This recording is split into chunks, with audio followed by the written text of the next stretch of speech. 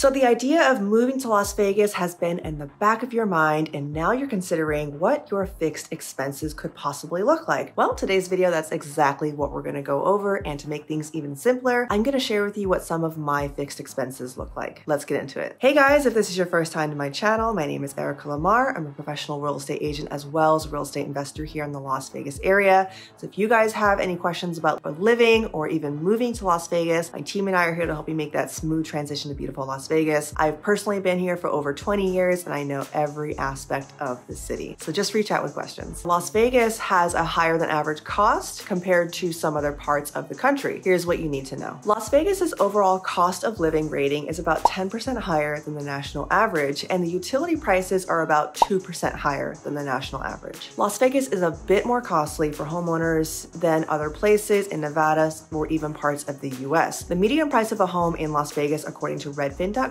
is $382,000, yet it is still cheaper than cities like San Diego that has a median sales price of $860,000, or New York City where it's currently at $760,000. Getting around in Las Vegas can be expensive. Public transit is limited and the cost associated with cars are more than typical. AAA reported that a gallon of gas in Clark County is $3.93 at the start of January, which is slightly lower than Nevada's average, which is $3.94. I mean, a total of 1 cent. But it is higher than America's average, which is $3.26. Additionally, car insurance in Las Vegas is a bit more expensive than other states. So to give you guys an idea of the overall cost and what I spend in gas and even car insurance, I pay a little over $1,000 for a 6-month premium. But if you were to divide that up by monthly, I pay $168 a month for car insurance. Now for gas prices here are 13% higher than the national average, but there's a big reason for that. To make a long story short, Las Vegas only has one small refinery locally, so we have to have our gas imported from California and Utah. So there it is. If we do get our gas from California, they require their gas to be blended, which is why it's more expensive to come from California. So gas is more expensive in Las Vegas, and I did just drive past a gas station just yesterday where gas was about $3.75. But personally, for me, I spend about $400 to $500 a month on gas, but you guys know I'm a realtor and I drive around everywhere. Plus, my Cadillac is a gas guzzler, so my 4,000-pound car is not exactly friendly with gas. Let's talk about grocery costs. So luckily, I will say there is no sales tax on grocery items. The cost of groceries is about 2.3% more expensive than the national average and about 2% more expensive than the greater Nevada. So you might spend around $170 to $400 a month on groceries if you are a single person. According to the MIT Living Wage Calculator, it estimates that a solo person in Las Vegas can expect to spend roughly about $4,000 annually on food, while a family of 4 can expect to spend about $12,000 each year on groceries. So me personally, I know I spend more than $12,000 a year. I have a family of 3. Well, if you count my Great Danes, and yes, they actually weigh more than me, I have a family of 5. So monthly, I'd have to say I spend a little more than $1,000 a month.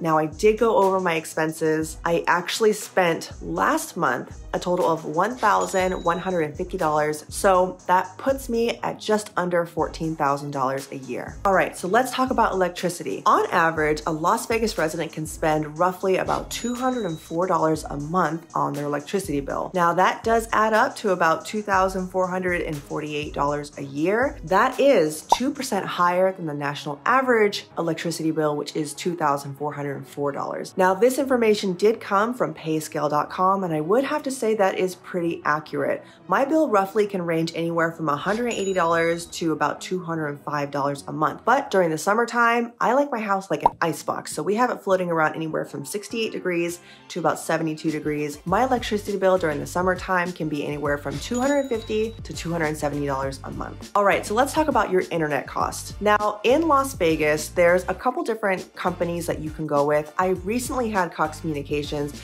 Now Cox, you can really expect to pay anywhere from $80 to $115 a month, but But I will let you in on a little secret. I recently had canceled Cox Communications and I'm going with a whole new company. It's called Quantum Fiber. No, this video is not sponsored. And for 200 megabits per second, which is more than enough for my household, I only pay $30 a month. So I guess that's not really so much a fixed cost because you can or cannot live without internet, but I want to share that with you guys. All right, so let's talk about your water bill. Although this number is subject to change, the average water bill for a family of 4 is expected to pay about $50 a month for their water usage. I would have to say this is pretty true. My average water bill a month is about $40 a month. I do live in North Las Vegas. One of the amazing things about North Las Vegas is your water, trash, and sewage bill is all billed as one. So my bill last month came in as $118 for all 3 services. That breaks it down to about $39 and some odd cents for each service. So I'd say it's pretty true. All right, guys, so that was my video on what some of your fixed expenses in Las Vegas could look like. I hope you guys found this video informative. If you guys have any questions about the Las Vegas market or just Las Vegas in general, all of my contact information is in the description below. Guys, feel free to reach out, send me a text, call, or email. Always happy to answer your questions. Until next time,